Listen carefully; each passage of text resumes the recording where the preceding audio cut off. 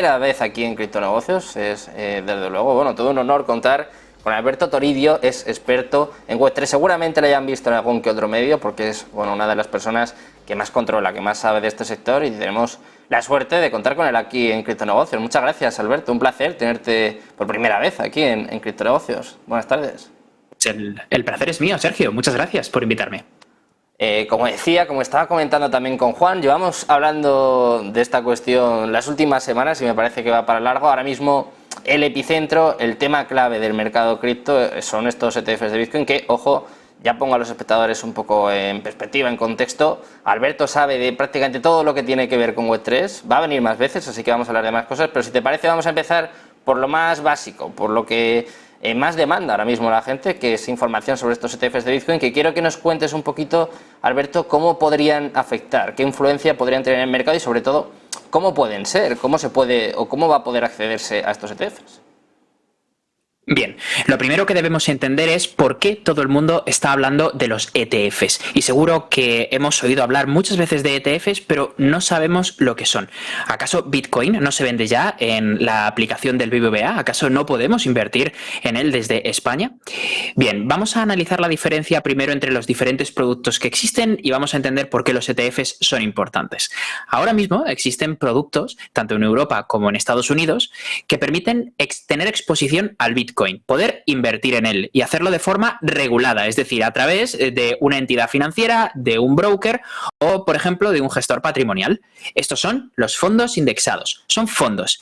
¿Cuál es la diferencia entre un fondo que aquí en Europa, por ejemplo, tenemos el de 21 Shares, en Estados Unidos el de GBTC, y un ETF? Los fondos son productos financieros que podemos contratar en nuestro banco. Ya digo, BBVA tiene un producto en su aplicación que te permite comprar, tener exposición a Bitcoin comprándolo. Bueno, pues la diferencia entre los fondos y los ETFs es que los fondos cotizan al final del día. Es decir, yo puedo comprarlo o venderlo, pero el precio al que lo voy a hacer va a ser el precio que ese producto tenga, el Bitcoin en este caso, al final del día, al cierre de mercado, que en este caso ya sabemos, el Bitcoin no cierra, es 24/7, pero en este caso los productos sí que tienen un momento en el que se va a definir cuál es su precio. ¿Y los ETFs entonces? Los ETFs cotizan en bolsa, son como las acciones. Eso significa que si nosotros compramos Bitcoin a través de nuestro banco, pero en lugar de comprar un fondo que invierte en Bitcoin, compramos un ETF, vamos a poder comprarlo y venderlo varias veces a lo largo del día a diferentes precios. Ahora ya sí entendemos la diferencia entre un fondo y un ETF. Con el ETF se puede hacer trading. Y os preguntaréis, ¿por qué es esto tan importante? Bueno, pues porque la mayor parte de las veces que se compra, por ejemplo, arroz o se compra trigo, no lo hacemos para dar de comer a las vacas o para producir cornflakes, lo hacemos para especular, para hacer trading con él. Y el intradía es uno de los tipos de trading también más populares. Ahora mismo eso no se puede hacer con Bitcoin en los mercados tradicionales. Lo podemos hacer en Kraken, lo podemos hacer en Coinbase, lo podemos hacer en Binance, pero no lo pueden hacer los inversores institucionales. Con un ETF sí que se podría. Así que este es el motivo por el que los ETFs son importantes, porque traen un gran volumen que no es el volumen de aquellos que quieren tener exposición a Bitcoin, esos ya lo pueden hacer hoy en día, sino que es el volumen de los traders, ¿vale? Así que esto es un ETF, principalmente es un producto financiero que permite hacer trading con el Bitcoin a través de instrumentos tradicionales y este es el motivo por el que es importante. Y estamos hablando de esto porque se espera que esta sea la principal narrativa, es decir, el motivo por el que los inversores o por los que el mercado vería como Bitcoin se proyecta de nuevo al alza. Y es porque muchísimas personas entrarían a poder hacer trading con Bitcoin, aquellos que ahora mismo lo hacen a través de los productos financieros tradicionales, Sergio. ¿Podría cambiar esto del mercado, Alberto? Ya nos has explicado más o menos la importancia, nos has explicado, bueno, pues que puede ser una puerta de entrada también para los institucionales, pero claro, a día de hoy el mercado de alguna forma está copado por los exchanges. De hecho, aquí hablamos en muchas ocasiones sobre Binance, el exchange más importante del mundo, que por estos golpes que está recibiendo por parte de los reguladores de Estados Unidos, sobre todo por la SEC, ya está perdiendo cierta cuota de mercado, pero claro, quiero saber un poco, quiero que expliques también a los espectadores cómo les puede afectar la entrada, pues por ejemplo, de un ETF de BlackRock, que claro, me imagino que muchos inversores pues que igual prefieren o se fían más de un ETF de BlackRock de comprar Bitcoin, aunque no sea directamente antes que comprarlo en un exchange. ¿Puede arrebatar cuota de mercado? ¿Puede arrebatar mercado directamente a los exchanges, a alguna de las empresas más importantes que hay a día de hoy? Pues es interesante. Mi opinión es que no, y te voy a explicar por qué. Hay dos cosas que se espera que ocurra cuando estos ETFs lleguen al gran público. Una es que el precio de Bitcoin se proyecte muchísimo, porque haya muchísimas más personas que puedan invertir en Bitcoin. El otro es que estas plataformas, como señalas, pierdan cuota de mercado. Te voy a explicar por qué, si bien creo que esas dos cosas pueden pasar, también hay motivos para pensar que podrían no ocurrir. En primer lugar, el perfil de las personas que compran criptomonedas en los exchanges es un perfil diferente al que lo haría a través de estos productos. Las personas que comprarían, los inversores que comprarían, se expondrían a Bitcoin a través de un ETF tradicional, son aquellos que hacen trading de forma profesional y que no compran nada que no les vaya a vender su proveedor habitual, es decir, la plataforma en la que hagan trading, que lo hacen con productos que tienen un ISIN, es decir, que están regulados. Bien, ese tipo de perfil no va a los exchanges actualmente, así que creo que es un perfil diferente. Otra razón por la que se piensa que se va a proyectar el precio muchísimo, y es porque, claro, muchísimas más gente va a comprar estos bitcoins y los fondos tendrán que poblar sus arcas con bitcoins comprados a mercado. Pero esto podría no ser así. Verás, cuando se compra bitcoin y se hacen grandes cantidades, normalmente no vamos a Kraken, normalmente no vamos a Binance. Comprarlo en Binance es lo que haría que el precio se desplazase. Normalmente lo compramos en lo que llamamos mesas OTC. Si tú quieres comprar 1.000.000 de bitcoins, 1.000.000 de bitcoins, no 1.000.000 de euros en bitcoins, y acudes a mí, Sergio, nosotros acordamos un precio que es el que tiene el bitcoin en este momento en el mercado. Y cuando la transacción se produce entre ti y yo, pues esto no afecta en nada al precio. Es el motivo por el que muchos señalan que el precio del oro está manipulado, porque la mayor parte de operaciones de compra-venta de oro se realizan en el mercado OTC. Son solo aquellas que tienen impacto en los libros de órdenes las que mueven el precio. El movimiento fortísimo que vimos hace unos días en Bitcoin, que provocó la rotura de ese soporte y la caída hasta los $25.800, fue un movimiento que se produjo por una venta, pero no una venta en el mercado OTC. Si hubiera sido así, no nos hubiéramos enterado, sino una venta en algún exchange, en el que sea, en el de Binance, en el que sea. Porque en el momento en el que lo haces, te comes el libro de órdenes, es decir, mueves el precio muchísimo en Binance y después eso, mediante arbitraje, se traslada al resto de mercados. La gente, cuando se mueve el precio en Binance, compra donde es barato y vende donde es caro, y el precio cae en todos los exchanges. Pero, en mi opinión, Sergio, respondiendo a tu pregunta y haciendo un resumen, es que este es el impacto que podría tener, sí, por supuesto, pero también hay razones para pensar que esto podría no ser así. Ojo, dependerá de cómo esos fondos pueblen esos bitcoins y bueno, hay varias formas de hacerlo. Normalmente suele ser OTC. Sería desde luego, porque claro, los exchanges ya están en una situación complicada y solo les faltaba, pues eso, que ahora entren grandes empresas, como venimos comentando, ¿no? Como BlackRock, Invesco, WisdomTree, que encima le sigan arañando, le sigan quitando cuota de mercado. Pero hay más cuestiones que tratar en torno a estos ETFs, y quiero preguntarte también por las empresas precisamente que acabo de enumerar, estas empresas que han presentado las solicitudes de ETFs de Bitcoin al contado. Quiero que nos cuentes un poco, Alberto, qué tienen que hacer. O sea, por ejemplo, me refiero, ¿tienen que comprar Bitcoin para luego poder venderlo? ¿Qué tienen que hacer para presentar estos ETFs? Y luego, ¿cómo puede impactar esto en el precio? Es cierto que no lo hemos vivido hasta ahora, pero más o menos una estimación, un poco un análisis de lo que podría suceder, también para que los espectadores se pongan un poco en contexto y entiendan la importancia de esta noticia, de esta aprobación de los ETFs. Bien, bueno, pues lo que tienen que hacer para lanzar un producto de este tipo es, en primer lugar, desarrollar un plan financiero, un plan sobre el producto y presentarlo al organismo competente, que en el caso de los Estados Unidos es la famosa SEC, la Comisión de Activos. Y además de eso, obviamente, si el ETF es aprobado, tendrán que ejecutar ese plan, que comprende cosas como, por ejemplo, a quién y cómo van a comprar esos bitcoins y también cómo los van a custodiar. Verás, ahora mismo ya existen ETFs, ¿vale? Existen ETFs de futuros, por ejemplo, BitX, que permite invertir en Bitcoin a un por dos. ¿Qué diferencia hay entre esos ETFs y los que están por aprobarse en el futuro, como por ejemplo el de BlackRock, 21 Shares, el de Grayscale, con la famosa sentencia hace muy poquito, el de Bitcoin Trust, que es probablemente el más antiguo? ¿Qué diferencia hay entre todos estos y los que ya existen de futuros?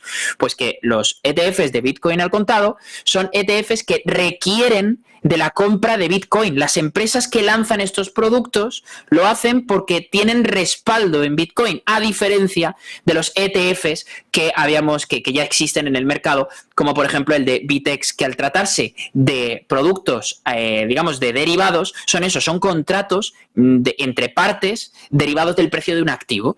Así que es diferente. Así que, claro, el lanzamiento de estos activos, de estos ETFs, pues lógicamente tendría un impacto en el precio. Y si nos fijamos en lo que dicen algunos de las personas más influyentes en el mercado regulado de Bitcoin, aquellos que están muy cerca del lanzamiento de los ETFs, por ejemplo, vamos a hablar de el Michael Burry del ámbito de los ETFs de Bitcoin, que para mí sería Belteland, es analista de K33. Es un fondo de Estados Unidos y él habla de que hay un 75% de probabilidades de que se apruebe un ETF spot en los próximos 6 meses. Ojo que habla de 6 meses, es decir, entre los últimos meses de este año, que muchos descartan que se vaya a producir algún movimiento aquí, y los primeros meses del año que viene. La SEC, de momento, ya ha dado un aplazamiento a la decisión, a la toma de decisión sobre la aprobación o no de los ETFs, concretamente el de BlackRock y alguno más, pero podríamos tener noticias antes que eso, Sergio. Luego, bueno, todas las opciones, todas las posibilidades están abiertas, pero voy a hacer que te mojes un poquito, Alberto, ya que es aquí tu debut, voy a aprovechar un poco la confianza que tenemos para preguntarte a ti personalmente, ¿qué opciones ves tú? Si ves más probable que se apruebe este año, como decías, como hemos comentado, con analistas como por ejemplo Eric Balchunas, que vaticinan más o menos un 75% de opciones para este año, un 100% para el año que viene. Antes hemos puesto este deadline que voy a pedir ahora a los compañeros técnicos también que lo pongan para que se contextualicen, para que más o menos se hagan una idea a los espectadores. Y quiero preguntarte a ti, personalmente, Alberto, ¿cuándo crees que se va a aceptar? ¿En la próxima fecha límite, mediados de octubre, más allá en la siguiente, que más o menos era para primeros del año que viene, incluso veo algunas para principios de enero, marzo? ¿Cuándo ves tú que se va a aprobar? La primera fecha ya la descartamos, como ven en sus pantallas, el first deadline lo dejamos, tenemos ahí el segundo más o menos para mediados de octubre, si no para primeros de enero, y si no, la última más o menos para mediados del mes de marzo. Alberto, ¿cuándo ves más probable tú que se apruebe, en el caso de que se aprueben, que a lo mejor crees que es inviable?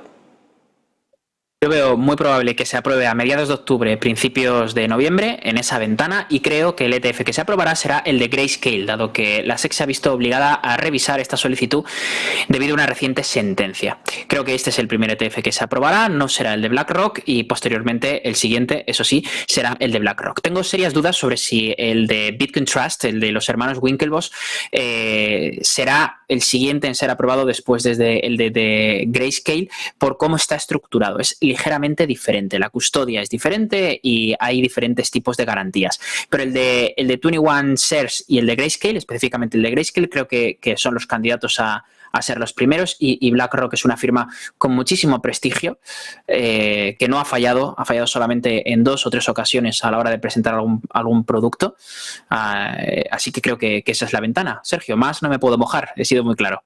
Muy claro, eso sí, no te lo has jugado mucho con BlackRock, que como dices, más o menos tiene un 98% de aprobaciones, así que más o menos todos podemos entender pues que tarde o temprano...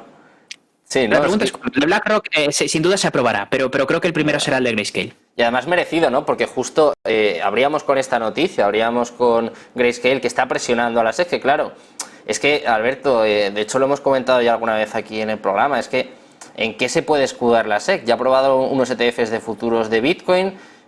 Claro, no tiene una justificación, no ha dado unos motivos, desde luego, pues que tengan un sustento para rechazar esta aprobación de Grayscale, que ya venció la semana pasada, y claro, ha dejado a la SEC sin argumentos, o de alguna forma se retracta, y bueno, pues esta aprobación que dio a los ETFs de futuros, pues echa un poco en marcha atrás y pues la deja sin valor, o va a tener que comerse sus palabras y va a tener que aprobar, y como tú dices, a mí incluso me parecería de justicia que el primero en aprobarse fuese el de Grayscale, primero porque es seguramente de los que más tiempo lleva y luego porque ha sido el primero en ganar un juicio de este tipo y quizás pues el que más se merezca, ¿no?, este reconocimiento.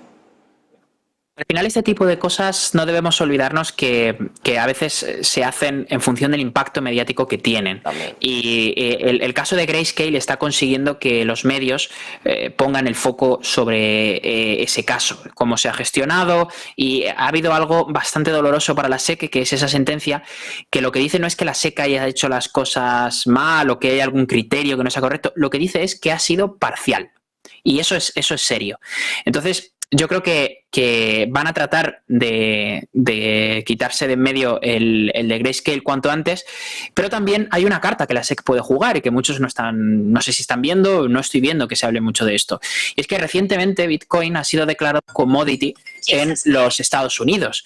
Concretamente, esto haría que Bitcoin y otros activos también como el Ether, que también han sido declaradas commodities, pasen a estar bajo la autoridad de la CFTC en Estados Unidos, la autoridad de este tipo de activos, ¿no?, de commodities. Y bueno, ¿qué implica esto? Diréis, porque igualmente se trata de un ETF, lo tiene que aprobar la SEC. Bien, que la estructura es diferente, la estructura del ETF es diferente y les obligaría a hacer una reestructuración y presentar de nuevo su propuesta. Desconozco si en el caso de BlackRock han estructurado el fondo teniendo en cuenta esto, ¿vale? Han estructurado el ETF teniendo en cuenta esto o no, pero sí sé que en el caso de Grayscale no es así. Así que esta sería otra carta que podría jugar la SEC. No descarto que se retrase incluso al año que viene. Sé que está jugando todas las cartas, está haciendo ya todo lo posible, pues para salir lo mejor parada de este asunto, que bueno, pues está poniendo en un brete ya no solo al regulador de los Estados Unidos, sino también sobre todo a su presidente, a Gary Gensler, que como contaba antes Juan y como venimos contando en las últimas semanas, va a tener que declarar el 12 ante el Senado, el 29 ante el Congreso, para dar explicaciones pues un poco de las actuaciones que está teniendo en contra de la industria cripto, que se están incluso pues incrementando en las últimas semanas, en los últimos meses, y que está dañando mucho la industria en los Estados Unidos. Vemos incluso a muchos candidatos en contra de Gary Gensler y además hablando a favor de Bitcoin, como por ejemplo hemos visto a Robert Kennedy Jr., a Ron DeSantis, hemos visto también que además está dando mucho calor en las últimas semanas a Vivek Ramaswamy. Quiero que me cuentes un poco también tu opinión sobre esto, Alberto. No lo hemos comentado hasta ahora. Y es cierto pues que era algo quizás impensable, ¿no?, que 3 de los 5 candidatos más importantes que hay para ser presidente de los Estados Unidos están hablando sobre Bitcoin, están hablando de la regulación de criptomonedas. Claro, parece que somos 4 gatos, Alberto, vemos que el mercado sigue mal y bueno, pues claro, al final todo el mundo se piensa que este mercado es un Ponzi, que es una estafa y que todos son pues como el de FTX, ¿no? Pero estamos viendo movimientos, estamos viendo pues personajes hablando de Bitcoin, que es algo quizás sin precedentes, ¿no? Pues lo cierto es que estamos en una carrera por las presidenciales, estamos viendo figuras que ya creíamos que no íbamos a ver en política de nuevo, como Donald Trump, y otros candidatos como por ejemplo pues el actual presidente de los Estados Unidos, que salía recientemente con una taza con ese famoso meme de los ojos rojos diciendo mi café me gusta negro por la mañana, pero haciéndose guiño a Bitcoin. ¿Por qué ocurre esto? Bueno, pues porque sencillamente, por supuesto, no es el eje central de la campaña de Biden, ni es el eje central de la campaña de ningún candidato, pero es cierto que estamos viendo guiños. ¿Y por qué lo vemos? Pues porque aquellas personas que simpatizan con las políticas liberales también simpatizan con Bitcoin. Y estamos viendo que en Estados Unidos más de un 20% de la población, según algunas encuestas como la de unos informes estadísticas como la de Statista, pues señalan que el 20% de la población estadounidense tiene Bitcoin, más de un 15-20% también en España. Eso es un porcentaje muy alto. Así que del mismo modo que se hacen guiños a las diferentes minorías, nos pueda gustar más o menos, pues hay minorías de todo tipo, pues aquí también se intenta gestionar y hay muchísimos candidatos que tratan de jugarlo, ¿no? Dicho esto, la actitud del señor Gary Gensler en la SEC, que puede ser percibida de forma imparcial por parte de la industria cripto o irresponsable o incluso partidista, es vista de una forma responsable por parte de los principales candidatos y también de la mayoría conservadora del Senado de los Estados Unidos, porque normalmente cuando hay productos nuevos que pueden tener un impacto en la estabilidad monetaria, digamos, es prioritario ser prudente y no innovador.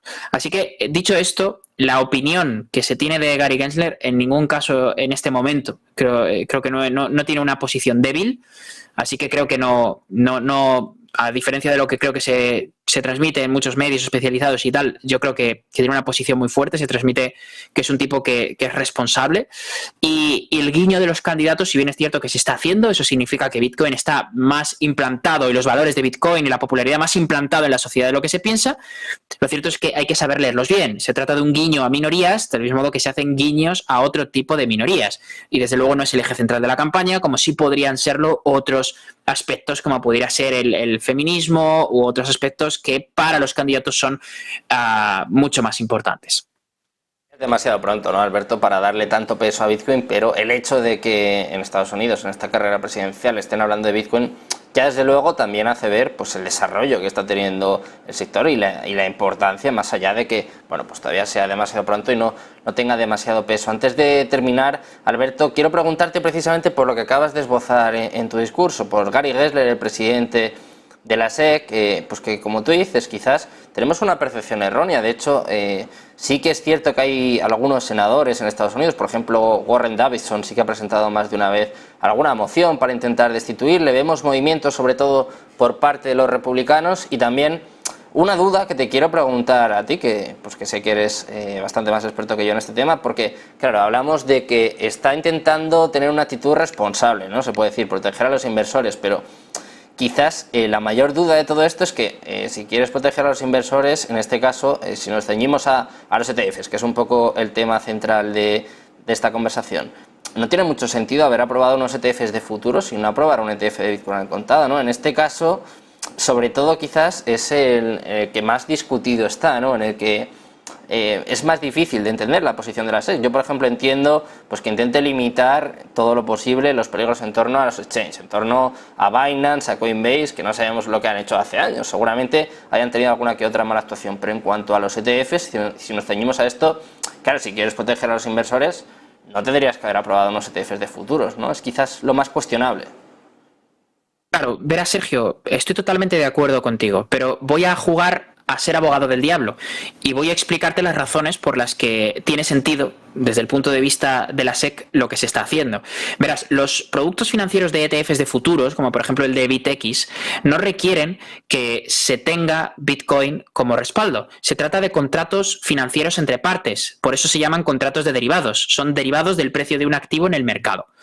Y por tanto, lo que se exige son colaterales, pero en una divisa, en la divisa en la que se está negociando el contrato, que son dólares americanos.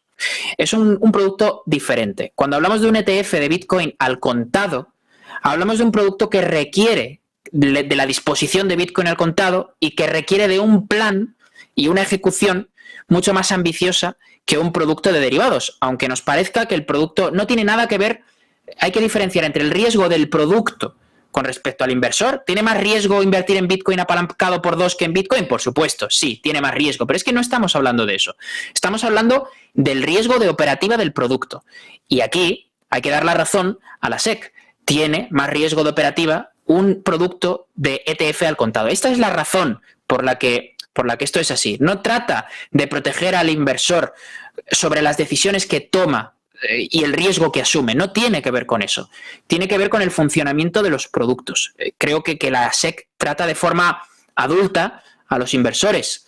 De lo que sí se asegura es de que los productos, todos ellos, cuenten con las mismas garantías. Y hablamos de las garantías del producto. ¿Qué es lo que dice Gary Gensler o en general los auditores de estos productos?